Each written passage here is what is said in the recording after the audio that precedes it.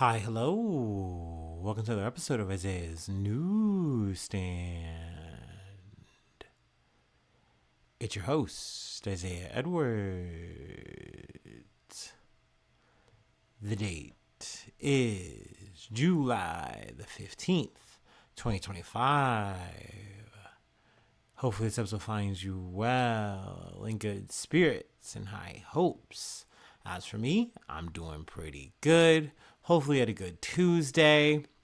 Mine, like I said, was solid. Work was pretty busy. I stayed on it all day. We did have a late trash pickup too. That kind of didn't really help, but I'll say it really didn't hurt. It's not like we were really like behind or anything like that at work, so that was good. Post work, we went to the gym. Gym was a bit busy. I thought I wasn't going to get all my machines at first, but in total, throughout the whole session, I was able to, so I'm happy about that. Generally just felt good, getting in and out of the gym. So yeah, that was my day. Pretty ho-hum, pretty standard. Let's see, really don't have much to yap about in the personal news section. So let's go ahead and do our startup and let's get into some news.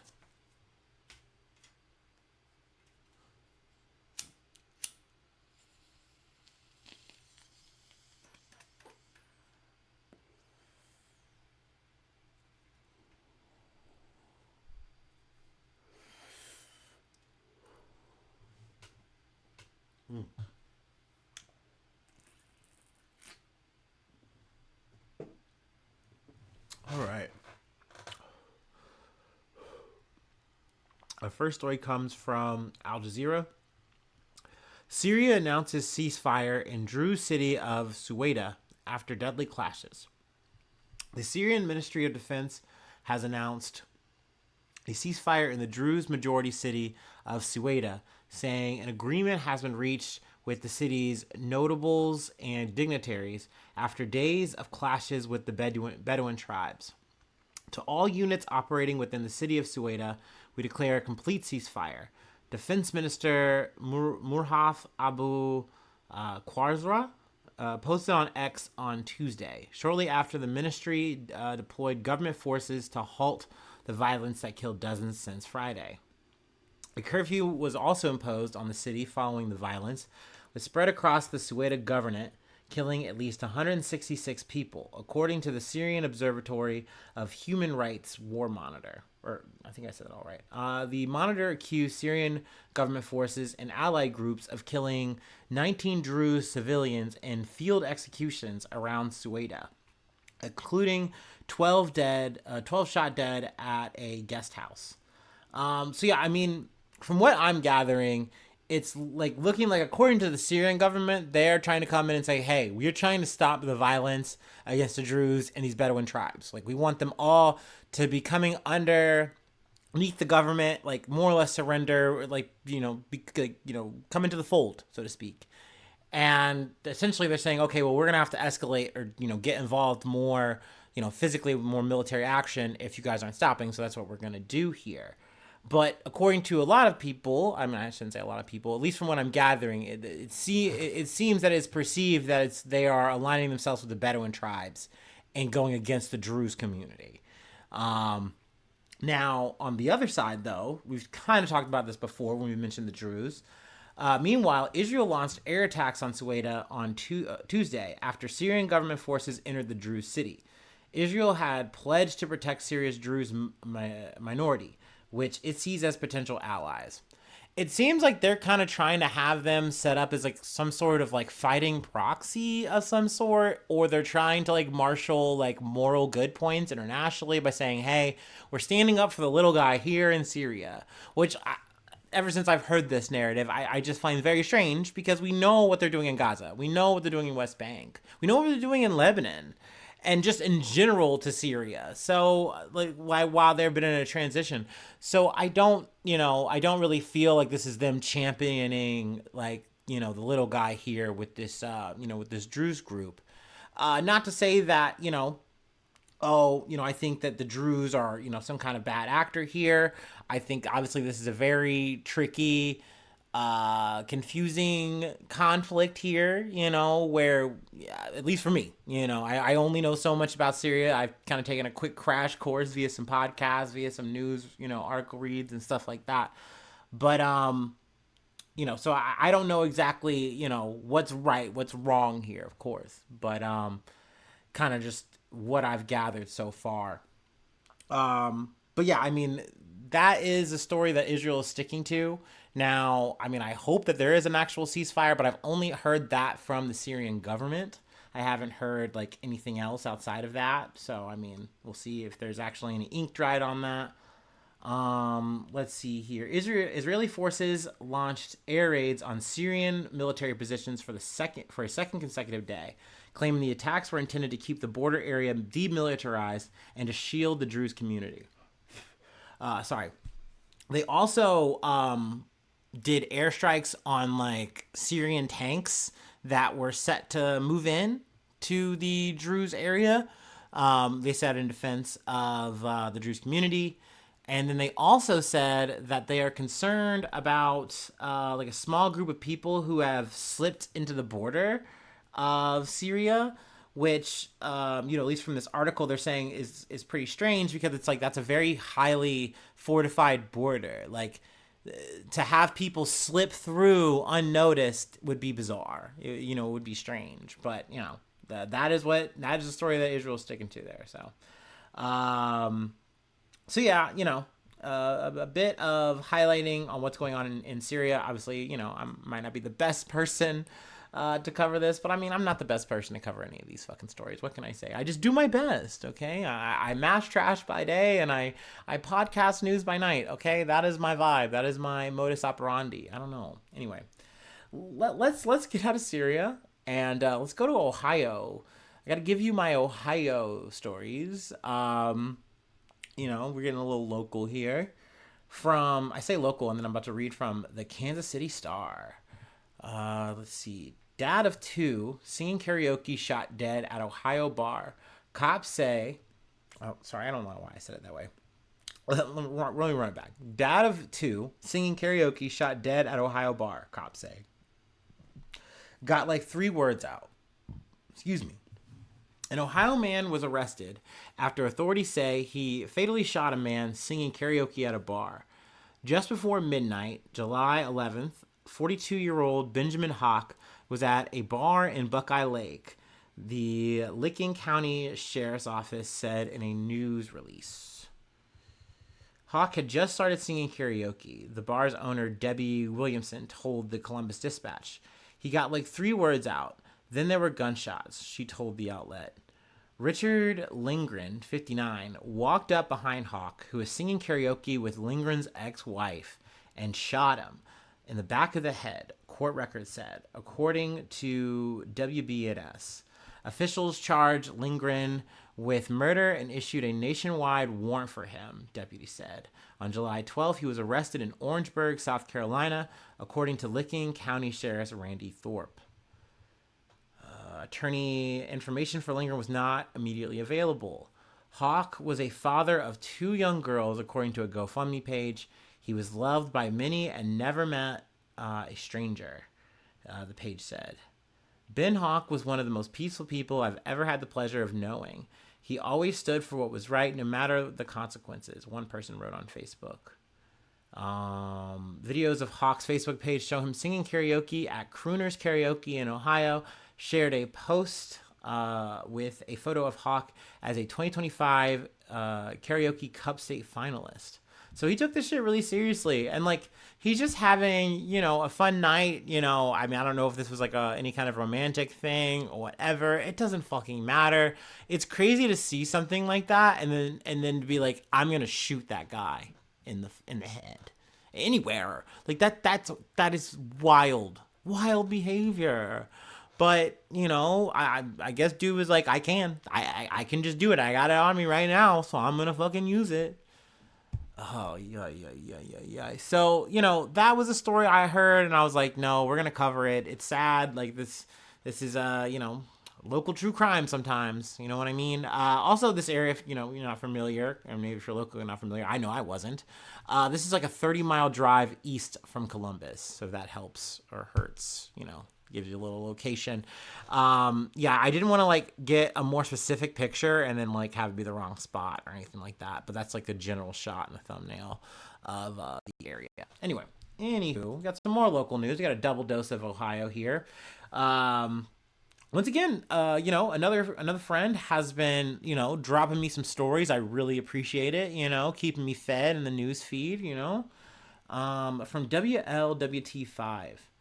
Bond set at $3 million for a man charged in shooting death of 12-year-old in Winton Hills. The man accused of gunning down a 12-year-old boy as he chased a stolen car appeared in a courtroom for the first time Tuesday morning.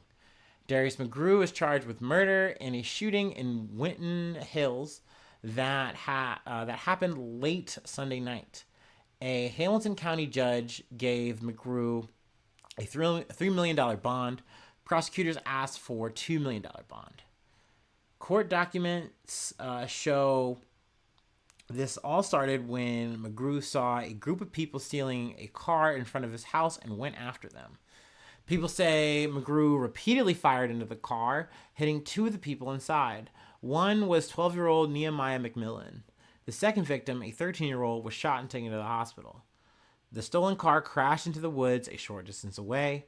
Police found McMillan in the back seat. He did not survive. Charges have not yet been determined in the shooting of the other teen. Those will come at a grand jury. Prosecutors said they anticipated charges. During the hearing, prosecutors said after the car was stolen, someone notified police and police were responding. He took it upon himself to pursue this vehicle. Assistant prosecuting attorney David Hickenlooper, we're going to say Hickenlooper, it's got to be a Hickenlooper, said in court. The prosecutor noted McGrew's prior convictions, which include felony drug offenses, robbery, which he served 3 years of community service, 3 years of community control, and assault conviction. I don't know what community control is. Is that like community service? I don't know. I should probably look that up another time.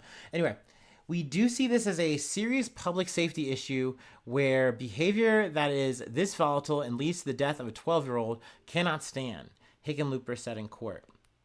In court, officials said McGrew is a father of 4 children, all under 18, including an 11-year-old. His attorney said he was injured in the incident. Let's see here. Excuse me. WLWT spoke with the mother of McGrew's children, who did not want to be named. She said McGrew is a good father and didn't know there were kids in the stolen car. Definitely a good guy, hard worker, takes care of his kids, she said. I mean, who wouldn't want to get their car back? I worked hard for that. McMillan's family sent a statement to WLWT saying the 12-year-old was a good kid who got caught up with the wrong crowd, adding no matter the situation, choosing to stop a car by opening fire, especially knowing young people were inside, is unacceptable. McGrew is set to be arraigned in Hamilton County on Tuesday morning, so I think that already happened. But yeah, it's very fucking unfortunate. And I mean, I've covered stories like this before. It's just usually it's a person with the fucking badge who's doing the fucking, executing. In this situation though, it's the same, where it's like, you didn't have to do this. Now, look, I've heard of really shitty fucking stories where your car gets stolen and the motherfuckers drive away with your shit, and the next thing you know, maybe someday, months or whatever later, you get called by, fucking, the police, like, oh, we found your car and it's just completely ran through, it's bricked out, there's no tires, whatever. Like, insert terrible scenario here. You're completely set back.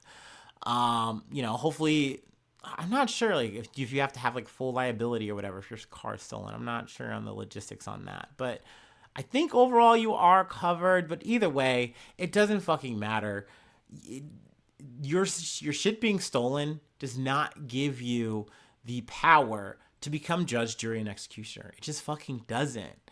And I find it almost eerie that, like, it's so easy for motherfuckers on the table, prosecutors and everything, to be like, oh yeah, no, totally, this is bad. Like, this is not good. You know, you shouldn't do this. You shouldn't take the law into your own hands. Obviously, these kids shouldn't have fucking stolen the vehicle. Of course, that's bad, you know? But you shouldn't be like, I'm going to shoot at my own car, kill these people potentially, which he did kill one person, and then what? Oh, I got my car back. Like, how did you expect this to end? Like, it more or less is a violent outburst, you know? Once again, it sucks to be fucked with in any way, shape, or form. Whether someone's trying to fuck up your physical person or steal from you, whatever. It feels terrible. It's enraging. But yeah, like, having the power, and I mean, kind of to combine both of these stories, where you have, hey, something fucked up has happened to me right now. Now, granted, with the lingering guy, that guy was just being completely out of pocket. Nothing bad was happening to him. His ex was just singing with somebody else, and he was upset. He was watching his old lady getting crooned. He didn't know what to do. So he went blam, blam, blam. But, you know, in the situation with McGrew, he's like, oh my God, my shit's being fucking stolen. Hell no, it's not. And he took matter into his own hands. Blam, blam, blam. These outcomes were terrible for both people. People lost their lives in both situations. So, and for McCrew, it's like, bro, you have a whole family now. You know, you've already been through this fucking system and had to go through this shit. Which, mind you, sure, that's worth noting, but that is neither here nor there to me, honestly. But, you know, now you're gonna be thrown into this whole trial. You lose this shit, you go to fucking jail. There's a whole other one on top of it. Like, it's just not worth it. You should have just filed the fucking report. Yes, it sucks. Yes, it fucking sucks. But to bring up my point kind of midway, I still find this also frustrating, and it's like, well, you shouldn't make this equivalency or whatever the fuck. It's not right to do. But once again, I think, well, if this was a person with a badge and they were, you know, clocked in, they could easily have done this and shot at these kids, and it's all line of duty. They were actually flip it, reverse it. These kids, these criminals, were potentially going to joyride and do property damage. They were already stealing. So yeah, actually, it's fine that you 007 them and you boom, boom, boom. All of a sudden, it's now okay, which I get very upset with that, because I just know that in the back of my head. And it's like I said, that doesn't matter. That's not a story. That's not real. You're just fantasizing, hypothetical, whatever the fuck. But it bothers me that that is the way that society is and works. And if I saw the story in that way, I would go on the Facebook thread, and it would just be the most racist white guys I've ever seen, and girls and ladies, you know. But it's frustrating, and it's sad. And, you know, it's over a slew of issues that we've talked about and covered, and we will sadly cover again. So I don't really want to, you know, get too much deeper into the weeds about how I feel about guns, law enforcement, yada, yada, yada, blah, blah, blah. I think I have said enough on the matter. But actually, we're not done, because I got some breaking news. I don't want to say interesting, but it is a American Idol related story, but not so much you know, like a Kelly Clarkson or anything like that. This is like a behind the scenes, you know, people who are working behind the camera. From ABC News: arrest after American Idol music supervisor and husband found shot dead in LA home. A suspect has been arrested in the murder of an American Idol music supervisor and her songwriter husband, police sources confirmed to ABC News. The victims, Robert Kay and her husband, Thomas DeLuca, both 70, were found shot to death in their LA home during a welfare check on Monday, authorities said. The suspect, 22-year-old Raymond Boudarian, was arrested Tuesday, police sources said. He was allegedly burglarizing the residence, and when the victims arrived home, shot and killed them during a struggle, police sources said. It is believed the murders happened on July 10th when the Los Angeles Police Department received 2 calls for service for a possible burglary at the address in Encino. Surveillance footage shows the suspect entering the home. The suspect had managed to find a way into the home while it wasn't occupied and did not force entry. The victims arrived home about 30 minutes later. That's so scary. Officers responding to the calls for service that day were unable to go into the home because it was highly fortified, with 8 walls with spikes, police sources said. Police flew a helicopter over and saw no signs of burglary. Let's see. They would later on Monday, officers shattered the back window to go inside and found the victims dead in different rooms inside their home. They both had gunshot wounds to the head. Ooh. Police do not believe the victims were targeted, but that the home was randomly burglarized, sources said. The incident is believed to be isolated, and Budarian is not a suspect in any other burglaries.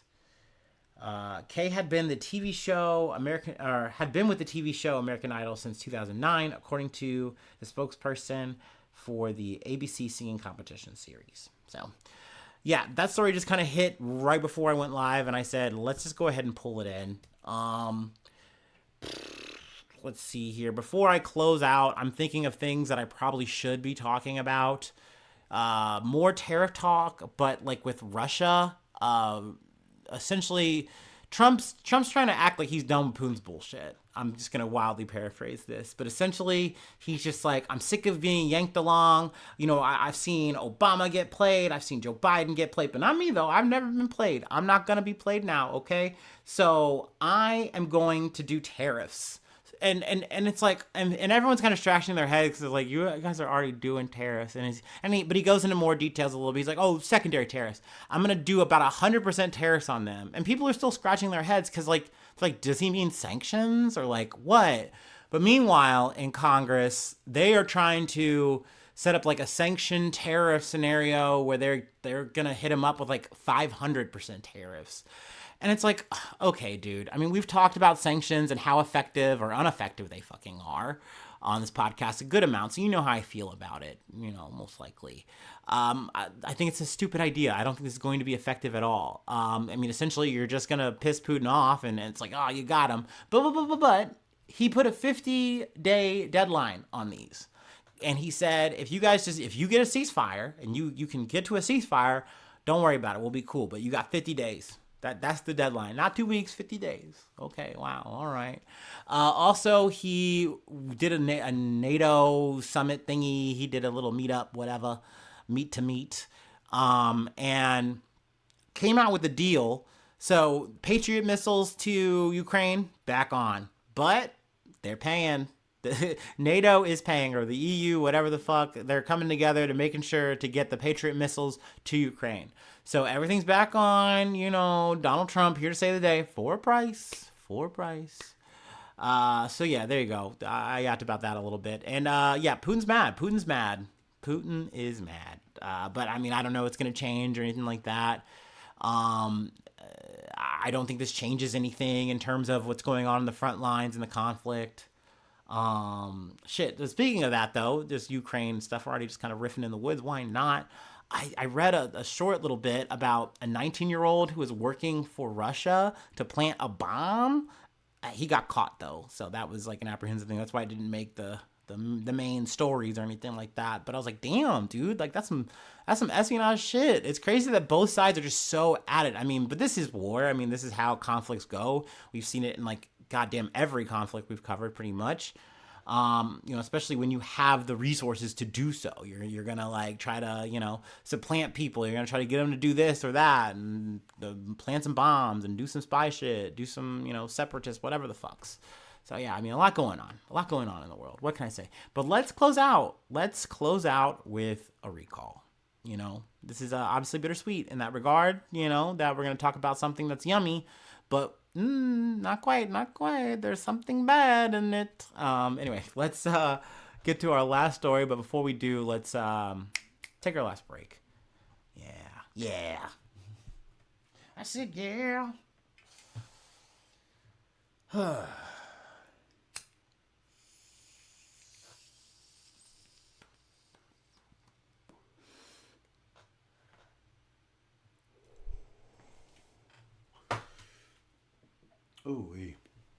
Oh yeah, bit of back update. Back is feeling a little bit better. Still hurts. But not as bad. And we haven't had to take any Advil, so clap it up for that. That's terrible ASMR, I'm sorry. Oh boy. Okay. All right. Our last story comes from NBC News. YoCrunch yogurts recalled over potential choking risk from plastic pieces. That's not the M&Ms. Oh no. Or maybe it might be microplastics. Who knows? Man, I love M&Ms. Anyway, sorry. Popular YoCrunch yogurt products are being voluntarily recalled following consumer reports of plastic pieces in the dome topper that could potentially cause choking. Parent company Danone, oh my, Danone U.S. announced Tuesday.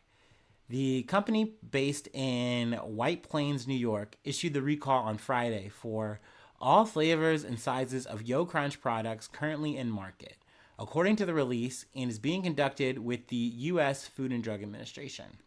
The plastic pieces are transparent, may have sharp edges, and could present a risk to consumers because some pieces are between 7 and 25 millimeters in length, the statement read. Only the separately packaged topper is affected and not the yogurt itself, the release stated. Customers who purchase the affected products are advised not to consume them and may contact the company regarding refunds. We like a refund. We like letting people know that you can get your fucking money back for the company's mistake. So yeah, obviously buyer beware if you're a YoCrunch enjoyer. I gotta say I've never had it, but that sounds so good. And lately I have been like wanting yogurt. I always get like this craving, and I feel like especially since I've been dieting, you want it a little bit more, right? You know, because yogurt I've heard is good for your gut, right? It's good for your gut health, your gut biome, maybe. They say the same thing about kimchi. That is not why I'm eating it though. But that being said, you know, I could use more yogurt in my life, and then it's like yogurt, but you have a little bit of M&Ms. Ooh, I like that. So devilish. No, I don't know. It sounds yummy. Sounds good. Sans the plastic pieces tearing my insides. That sounds no good. And that's not. Ooh, that's not how I want to go out. That's not how I want to go out. So once again, buyer beware. YoCrunch. Plastic pieces. Maybe chuck it. Maybe get your refund. You got to figure that out. That is your path. Choose your own adventure. But yeah, that's it. That's all I have for today. If you'd like to help out, support the effort, I do have a Patreon. Patreon.com/IsaiahNews. Become a newsie today. Free ways to hit me up, IsaiahNews1@gmail.com. Feel free to follow me or the podcast on any other socials. Subscribe to the YouTube. Follow on TikTok. Follow on Apple Podcasts. Follow on Spotify. Leave a like. Leave a cool comment. Sharing is caring, and I appreciate all the stars, all the love. Yeah. So hopefully I see you soon for some more good news. I love ya. Bye-bye. Mwah.